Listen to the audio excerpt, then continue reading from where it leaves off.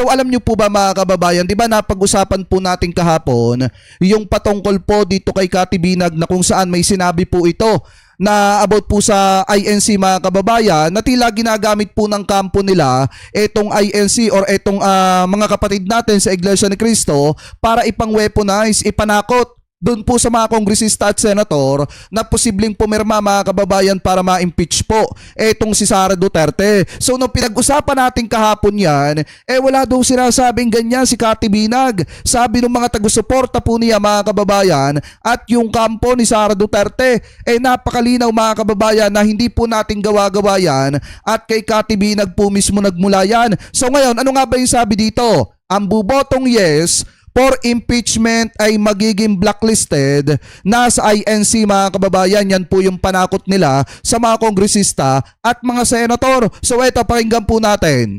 Ang balita ko dyan sa HOR at sa Senate, kung sino man ang bobotong yes for impeachment ay magiging blacklisted na sa INC. Di ba sa kanya nagmula mismo mga kababayan? Kay Kati Binag po mismo nagmula kasi nga tarantan-taranta na etong kampo nitong si Sara Duterte. Alam nyo mga kababayan, putang ina talaga tong si Sara Duterte. Bakit po natin nasabi, bakit po tayo napapamura? Kasi kung titingnan nyo, saglip na humarap sa pananagutan yan, puro pagta-travel abroad yung pinaggagawa po ni Sara Duterte. Tapos yung kanya mga taga-suporta na mangmang, sigaw ng Sara for President. Wala nang ambag dito po sa ating bansa. Gaya nga ng paulit-ulit kong sinasabi, yan po mga kababayan yung vice-presidente sa kasaysayan ng Pilipinas na napaka-inutil at wala pong ginagawa. Kaya nga kawawa ang mga kababayang Pilipino natin dyan.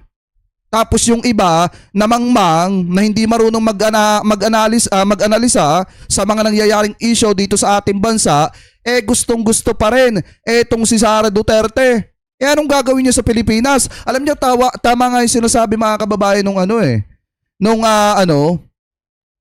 isang netizen na kung gustong guluhin ng mga kababayang Pilipino po natin ang Pilipinas, si Sara Duterte iboto niyong presidente. Kung gustong guluhin ang Pilipinas at ibagsak mga kababayan at dalhin sa lusak, iboto niyo si Sara Duterte. Pero kung ikaw naman ay naghahangad ng pagbabago ng maayos na bansa at maipagpatuloy yung sinimula ni PBBM, pumili tayo ng mas maayos na kandidato. Hindi yung inutil mga kababayan at hindi yung walang silbi. Napakaliwanag nga, saglip na sumagot sa pananagutan. Ang ginagawa, puro pagta-travel abroad. Tapos ngayon gagamitin nyo pa ang mga kapatid natin sa Iglesia ni Cristo para ipang-weaponize, ipanakot sa mga kongresista at mga senator na pipirma ng yes para ma-impeach etong si Sara Duterte. Yan ba ay trabaho ng maayos na tao? Alam nyo, kung hindi tarantan-taranta tong mga to, kung hindi kinikilabutan na mga ito sa posibleng mangyari kay Sara Duterte, hindi nila kakalad ka rin ang Iglesia ni Cristo mga kababayan sa usaping ito. Kasi ako naniniwala talaga, lagi ko naman pong sinasabi ito sa inyo mga kababayan, na hanggat maaari, ang religion ay isang tabi po natin sa usaping pampolitika. Di po ba? Hanggat maaari. Pero itong kampo ni Sara Duterte, hinihila ang Iglesia ni Cristo sa usaping pampolitika at ginagamit pang panakot. Di po ba? Anyway, ito tuloy pa natin. Nanyo na lang. Kasi ang balita ko, kahit sa pang-apat na salin lahi ninyo, diba? yung apo ng apo nyo, yung anak ninyo, ay hindi na susuportahan o hindi man lang makakatungtong na sa kanilang lugar. Dahil sila ay nakikiusap pero ayaw niyong pakinggan dahil nakita nila na ang prioridad ninyo ay mamolitika kesa ang iprioridad ninyo ay ang para sa bayan. Ang balita ko. Yan yung pinagkakalat mga kababayan ni Kati Binag. Na kung saan kapag ka daw bumoto ng yes mga kababayan sa impeachment itong si Sara Duterte, automatic blacklisted na daw po. Hindi na i-endorso ng Iglesia ni Cristo hanggang sa ika-4 na saling lahi nung politiko na yon.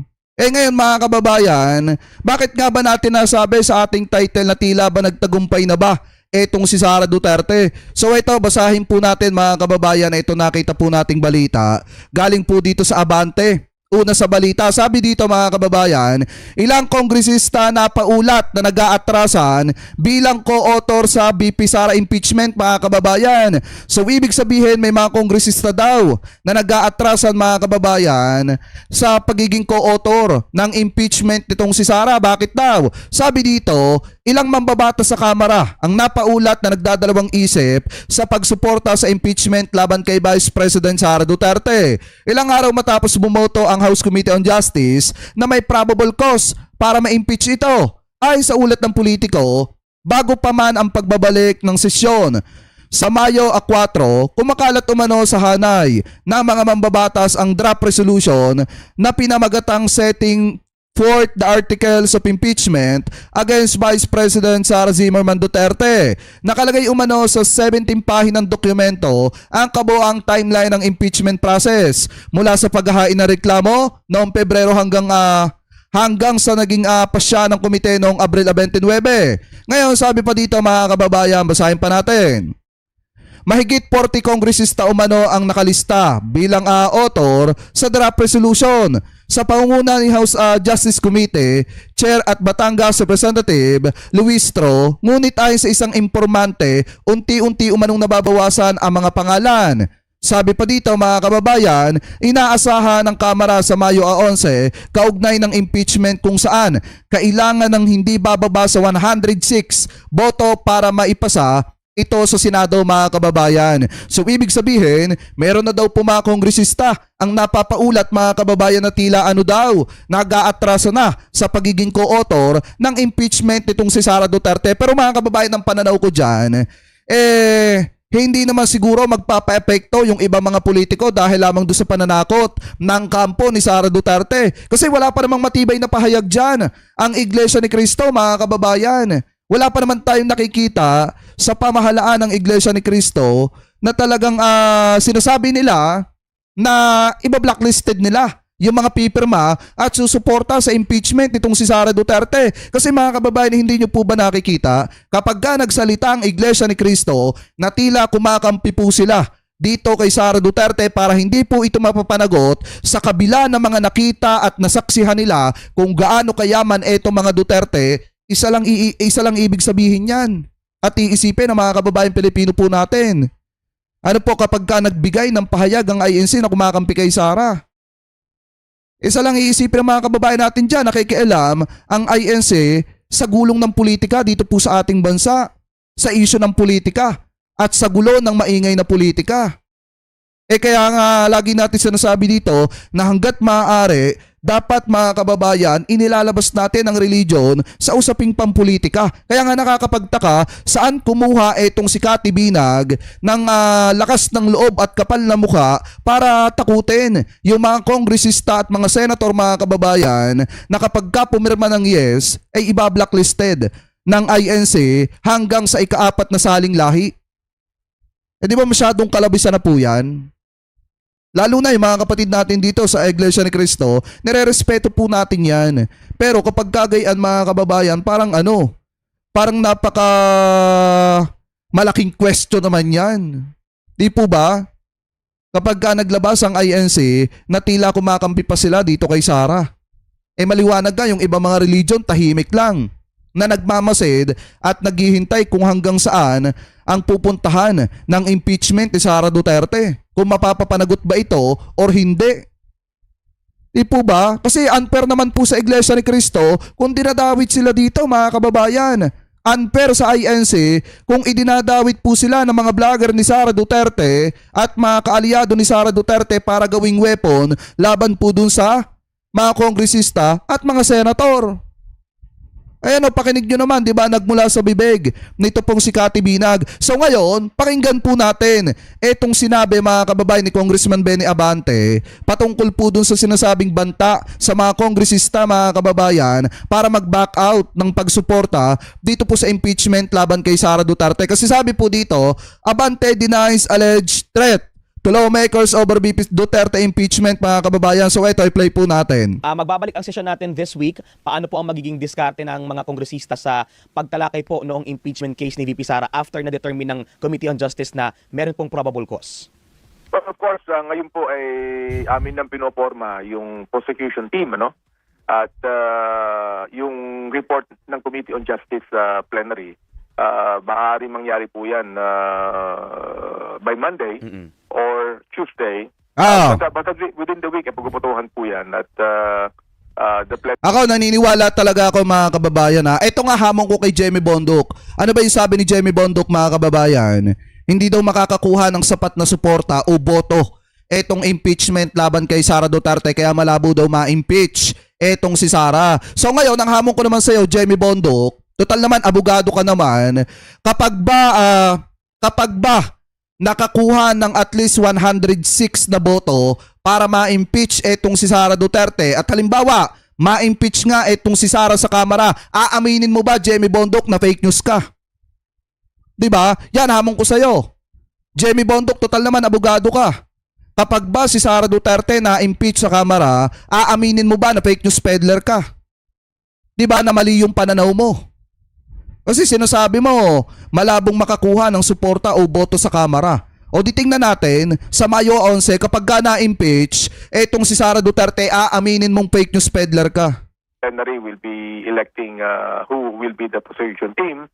At i-approve. Pag in-approve po yung committee report na yan, at makikita po namin kung sino ang talagang mag-a-approve niya, makakampi niyan, palagay ko po naman talagang tatawid na po yan ang impeachment court sa Senado. Do we have the numbers? Are you confident, Kong Benny? Kasi yan po ang isa sa pinag-uusapan din ngayon, kung makukuha po ba yung 106 na kinakailangang boto para lumusot po sa plenaryo at maipasa sa Senado itong impeachment case. So considering po na yung 53 na bumoto nung Wednesday, I'm sure locked in na yon. Meron ba tayo nung kalahati? Meron ba tayo, may naririnig po ba kayo, may mga iba pang kongresista na boboto rin po dito sa impeachment case? Ay, marami. Yeah, I'm quite confident kasi look, unanimous yung pag-vote namin sa Committee on Justice, no? About 53 members, including those na tinatawag nating ex officio members, no? Wala namang tumanggi, wala namang kupos niyan. Kaya kailangan na lang namin ng mga another 56 or 57 no, na boboto niyan. I think na I am more confident na makukuha po namin ang number. In fact, pinag-uusapan namin around mga 150 or 160. Pero inyo, mga kababayan, kung halimbawa makakuha ng 106 etong Kamara ng suporta o boto galing po doon sa mga kasamahan nila, automatic impeach na po si Sara Duterte sa Kamara. Ngayon, kung aabot pa yan ng 150 to 160, mga kababayan, ibig sabihin, talagang marami ang gusto na makitang ma-impeach eto pong si Sara Duterte. Kaya nga ang hamon ko kay Jemmy Bondok, kapag ba na-impeach etong si Sara sa Kamara, aaminin mo ba na fake news peddler ka? Dito 160 ang possible po. Sir, yung iba like si Congresswoman Janet Garin, nagsasabi rin po sila na yung mga partido nila nagche-check din, nag-uusap-usap kung paano yung boto nila. Ang lakas CMD, conscience vote for example. Sa inyo po bang panig, yung mga kaalyado nyo, may mga ganun din pong pag-uusap? Yeah, in fact, palagay ko sa NUP, conscience vote din yan. So, pinag-uusapan naman sa partido yan ng mga party leaders. Inalaw po naman ng mga party leaders na magkaroon ng conscience vote ang bawat partido. Hindi na po ito tinatawag nung araw na ito yung stand namin na we are going to vote en toto or total. Pero ito po may conscience vote. Ibig sabihin yung ating mga congressman naman, if they will really see the evidence presented at ma-appreciate po nila, wala pong duda na we can get the numbers for that. Pero kung titingnan nyo, di ba, napakatibay na nga, napakalakas na nga ng ebidensya laban po kay Sara Duterte. Dahil kita nyo naman yung pagpasok at paglabas ng pera sa kanyang bank account na talagang hindi tumutugma sa kanyang salin at sa kinikita ng kanilang mga negosyo. So ngayon, kung hindi tumutugma yan doon sa mga bagay na yun, mga kababayan, ang tanong po natin ganito, paano sila kumita ng nasa bilyones, mga kababayan? Paano nagkaroon ng paglabas at pagpasok ng pera sa bank account ni Sara Duterte na bilyones ang nagkakahalaga ng bilyones, mga kababayan? O yan, tanong natin yan. O so siguro paano masasagot yan ng mga didiset? Buti pa nga si PBBM may paliwanag kung bakit bigla ang lumaki yung yaman nila sa salin. Samantalang si Sara Duterte patuloy na tinatakasan yung pagsagot sa katanungan ng mga kababayang Pilipino po natin kung bakit hindi tugma yung nakalagay na 88 million sa kanyang salin doon sa paglabas at pagpasok ng pera sa kanyang bank account. So, is there any truth or do you deny, sir, yung sinabi ni Congressman Pulong Duterte na nagtawag na raw yung staff ng isang tiari sa mga chief of staff para bumoto para sa impeachment? Kung hindi, ay tatanggalin yung GAA ng kanilang distrito. Ay, dinideny ko po yan. Dapat naman si Congressman Pulong Duterte, dapat yan nag-attend ng hearing para ipagtanggol niya yung kanyang kapatid. Diba? Tama! I mean, hindi nagpakita yan. Anino niya, hindi na ipakita sa hearing. Lahat naman ng kongresista, welcome to attend and welcome to say something. Welcome to make manifestation. Hindi niya po ginawa yan. Ngayon, magsasalita siya kung ano-ano. Sa akin po naman, ako, active member po ng Committee on Justice, wala naman lumalapit sa akin para takutin ako, para bigyan ako ng kuno-ano. Tama! Po. Ang sabi naman po ng abogado ni VP Sara na si Attorney Michael Poa, mini-maintain po nila yung posisyon na tingin nila yung mga napag-usapan doon sa Committee on Justice dapat sa trial nangyayari. Yeah, it remains to be seen naman. Nakita nyo naman na hindi namin unanimous din ito, although siguro mayroong mga 6 na nag-oppose na buksan ang nakaselyadong kahon, no? Buksan nakalagay ang mga ITR ng Vice President sa kanyang asawa. You would notice na ako, nag-manifest ako. Wala kasi mga kababayan ganito yan eh.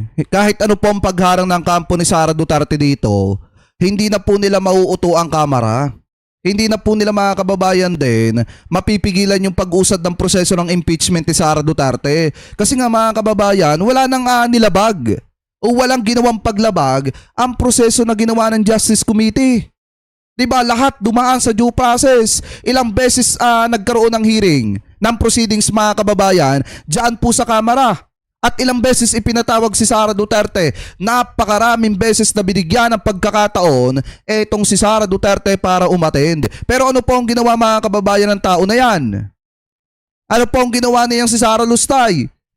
Diba, naglakwat siya, nagliwaliw at kung saan-saan nagpupunta at puro paninira ang sinasabi mga kababayan dito po sa proceedings ng Justice Committee. So ibig sabihin, nabigyan siya ng pagkakataong magpaliwanag pero hindi po siya pumunta. Kaya nga po hindi nila pwedeng sisihin ang Kamara kung bakit may impeach etong si Sara Duterte. At dapat ang sisihin ni Sara Duterte yung kanyang mga abogado kasi hindi siya kayang ipagtanggol. That it should not be opened. At gawin na lang natin parang suspenseful act, no? Na yun na lang impeachment court ang magbukas niyan. We have done our part according to all legal proceeding, no? Hindi naman kami walang anumang technicalities diyan, no? Sinunod po namin ang lahat na itinakda ng konstitusyon. Kaya wala pong maaaring sabihin na nag-violate kami ng ano ba dyan. At hindi po spliced, sir, yung ebidensyang ipinakita ng NBI. Ano sa palagay niyo po? Yun din po yung ina-allege. Hindi po splice yan. Ako, I could be able to really attest the fact na hindi po splice yan. Magiging naman eh. In fact, we have shown the video several times, no? Hindi lang po isang beses, kundi several times ipinakita po natin yan. Hindi po splice yan. They could be able to say things naman eh. Bakit namin i-splice yan? Bakit namin i-AI yan, no? We would like our people to know the truth of the matter. Kinakailangan po malaman ng taong bayan ang katotohanan. Bakit naman kami mandadaya dyan or whatever it is? Di po namin ginawa yan. Opo. And kung matatandaan natin kung naglabas ng statement, I think months ago, yung National Unity Party, di ba, na baka hindi sila maging ganun ka-participative dito sa impeachment kapag nagbotohan na kung walang mailalabas na mga bagong ebidensya o mga bagong punto dito po sa ginawa nating pagtalakay sa impeachment. So, you're confident kung nasa pagtatapos ng House Justice Committee hearing last Wednesday, may mga bago namang lumutang, may mga bago namang po tayong naipalabas dyan sa ating pagdinig. You would notice naman na maraming bago na ilabas. For example, like inamin ng AMFC ang mga pondo na in-expose ni Johnny Trillanes. Tugma. Ganun din. O yan yung isa sa pinakamabigat pa mga kababayan dahil yung dividendo ng sindikato dito kay Sara Duterte, yung mga transaksyon ay tumutugma talaga mga kababayan doon po sa binabanggit ng AMLAC. So yung mga aligasyon ni former Senator Antonio Trillanes, yung mga binasa niya na mga transaksyon ni Sara Duterte na pagtanggap niya ng dividendo galing kay Sammy Oy ay ay tumutugma talaga. Mga kababayan, doon po sa report ng AMLA. Kaya nga po mahirap pasinungalingan yan. Kaya kahon na kahon mga kababayan, yang si Sara Duterte. Eh ang problema, talagang duwag. Biruin nyo ha, masasabi ko nga mga kababayan, na yung mga pamilya ng mga yan, eh talagang literal na duwag. Bakit? Si Pulong Duterte mga kababayan, takot sa ICI. Si Sara Duterte, takot po sa impeachment. Si Pulong Duterte, mahilig maghamon, pero takot tumarap kay General Torre. Si Digong naman mga kababayan, takot sa International Criminal Court. Ganon din etong si Bato de la Rosa. Nagkataon lang talaga na nabulaga etong si Digong, kaya naaresto. Kaya nga sa totoo lang mga kababayan, yung mga pamilya ng mga yan eh magagaling gumawa ng kasalanan, tapos takot naman sa pananagutan. Din po yung SALN, no? Marami mga bago nilabas. Ilan po yung testimony ni Ramil Madriaga. Naniniwala po ako na marami mga bago nilabas na hindi na ilabas nung unang impeachment. That's the reason why, kahit na po yung mga members ng NUP, obviously I'm a member of, eh talagang nag-attend po sila ng hearing at pinakinggan po lahat ng Opo. Sir, nabanggit nyo kanina, you are preparing na rin, tama po, the prosecution team. Yes. Sino po ang mga possible maging member? And will you be a member po ng prosecution team, sir? Baka. No, I still do not know because that will be elected by the plenary.